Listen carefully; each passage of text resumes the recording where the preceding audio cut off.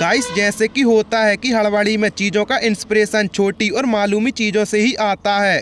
Guys इस series के साथ भी ऐसा ही हुआ गाइस, जहां पर इस सीरीज़ की कहानी तब शुरू हुई जब इस सीरीज़ के क्रिएटर एलेक्स पिना और डायरेक्टर जेसुस कोलामिनार ने एक साइट खरीदा और उस साइट के ऊपर लिखा था टोक्यो, जिसे देखकर एलेक्स पिना के दिमाग में एक आइडिया आया कि क्यों ना हिस्ट डकैती की एक कहानी लिखी जाए जिसके कैरेक्टर के नाम दुनिया भर के बड़े शहरों पर बेस्ड हों। और यहीं से इस सीरीज़ की शुरुआत हुई। गाइस इस सीरीज का नाम स्पेनिश के अंदर ला कासा डी पीपल है। गाइस इसका स्पेनिश में मतलब होता है द हाउस ऑफ पीपल, लेकिन इससे पहले इस सीरीज का नाम लॉस देसाहू कियाडोस होने वाला था, जिसका इंग्लिश में मतलब होता है द एविक्टेड आउटकास्ट, यानी वे लोग जिसको किसी ग्रुप या दल से बाहर निकाल दिया जाता है। गाइस इस सीरीज के केस में भी ये सब के सब सामाजिक आउटकास्ट थे, लेकिन ये सीरीज के ओवरऑल थीम में ये मैच नहीं कर रहा था। गाइस इसी वजह से इस सीरीज का नाम बदल दिया गया। वहीं पर इस सीरीज को दुनिया भर में नेटफ्लिक्स पर दिखाना शुरू किया तो फिर से नेटफ्लिक्स ने इसका नाम बदल दिया, क्योंकि वेस्टर्न इंडियंस को ला कासा डी पीपल को ट्रांसलेट करने में कंफ्यूजन हो रही थी, जिसके कारण मनी हिस्ट को फाइनल किया गया। गाइस अब चलिए बात करते हैं इस सीरीज के कैरेक्टर और उनसे जुड़े हुए एक्ट्रेस के बारे में। गाइस तो टोक्यो का कैरेक्टर इस सीरीज का बनना थोड़ा मुश्किल था और इससे पहले कैरेक्टर के लिए किसी ओल्डर मैच्योर कैरेक्टर को कास्ट किया जाना था। गाइस लेकिन ऑडियंस में युर्सला क्रोविरियो की इंट्यूजियम एनर्जी को देखते हुए ये रोल दिया गया। गाइस इस सीरीज के अंदर जो आपको रॉयल मिंट ऑफ स्पेन दिखता है वो असली रॉयल मिंट ऑफ स्पेन नहीं है। गाइस एक्चुअली में क्रिएटर असली रॉयल मिंट ऑफ स्पेन के पास शूटिंग की परमिशन के लिए गए थे, लेकिन सिक्योरिटी इशू के चक्कर में अथॉरिटी ने उन्हें मना कर दिया, यहाँ तक कि उन्हें इस बिल्डिंग के बाहर भी शूटिंग करने की इजाज़त नहीं दी गई। गाइस जिसके कारण उन्होंने इसे स्पेन के मैड्रिड में ही इस बिल्डिंग के जैसे दिखने वाली स्पेनिश नेशनल रिसर्च काउंसिल की बिल्डिंग को बनाया, जिसके कारण यहाँ पर उन्हें बाहर की शूटिंग करने की इजाज़त मिल गई। गाइस वहीं पर अंदर के एक्सटीरियर को एक स्टूडियो के अंदर डेवलप किया गया। गाइस यहीं पर सीजन 3 और सीजन 4 के असली बैंक ऑफ स्पेन भी नहीं है। गाइस यही कारण है कि स्पेन की मिनिस्ट्री डेवलपमेंट ऑफ बिल्डिंग न्यूवेस मिनिस्ट्रियस को बैंक ऑफ स्पेन के एक्सटीरियर के रूप में दिखाया गया। गाइस इस शो के कॉम्प्लेक्स प्लॉट पॉइंट और ट्विस्ट को देखते हुए यही लगता है कि इस शो की कहानी को बनाने में बहुत ज़्यादा मेहनत पहले ही कर दी गई होगी।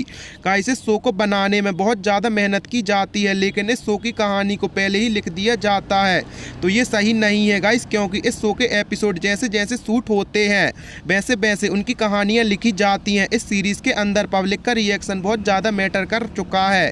गाइस इस सीरीज़ के कारण अंदर आपको अलग अलग ट्विस्ट और टर्न्स देखने को मिलेंगे। गाइस इसी चीज़ का इस सीरीज़ का ओवरऑल कहानी का शेप दिया।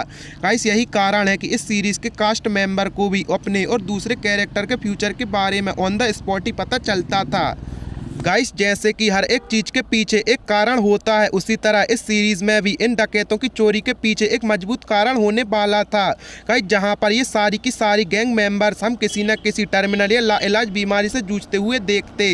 गाइस ऑब्वियसली अगर ऐसा होता तो शो को लंबा और कंटिन्यू रखने में बहुत ज़्यादा प्रॉब्लम होती, जिसके कारण इस अंकल की इस सीरीज़ से हटा दिया गया और सिर्फ और सिर्फ बार्लिन को ही इस प्लॉट के साथ दिखाया गया। गाइस क्या आप इस बात पर यकीन कर सकते हैं कि दुनिया भर में पॉपुलर ये सीरीज़ एक वक्त था जब ये कैंसिल होने वाली थी। जी हाँ, नेटफ्लिक्स पर आने से पहले ला कासा डी पीपल स्पेन के एक एंटीना 3 चैनल पर दिखाया जाता था, जहां पर इस शो को 4 मिलियन लोग देखा करते थे, लेकिन जब इसका फिनाले नज़दीक आने वाला था तो इसके व्यूवर घटकर आधे हो गए। गाइस जिसके कारण इस शो को बंद करने का फैसला लिया गया, लेकिन वहीं पर नेटफ्लिक्स हीरो की तरह आया और इसने इस सीरीज़ को बचा लिया। इसने दुनिया भर के लोगों तक पहुंचाया। यही कारण है कि इसे स्पेन के सबसे बड़ी एंटरटेनमेंट अवार्ड IRIS अवार्ड और बेस्ट स्क्रीन प्ले के लिए खिताब मिल चुके हैं। गाइस ये शो जब 2017 में नेटफ्लिक्स पर प्रीमियर की गई थी तो सीजन 2 आते आते इस शो का फैन बेस बहुत ज़्यादा बढ़ गया था और सीजन 3 के शुरू होने के एक महीने भर पहले ही इसके तकरीबन 44 मिलियन लोग ने देखा और ये नेटफ्लिक्स की सबसे ज़्यादा देखी जाने वाली नॉन इंग्लिश टीवी शो बन गई। गाइस आपको क्या लगता है सावधान इंडिया, क्राइम पेट्रोल और मनी हीस्ट में क्या सिमिलैरिटी है? गाइस ये तीनों के तीन शो क्राइम होते हुए दिखाते हैं। गाइस कुछ लोग इतने होशियार होते हैं कि इन्हीं चीज़ों को दोहराने के लिए निकल पड़ते रहे हैं।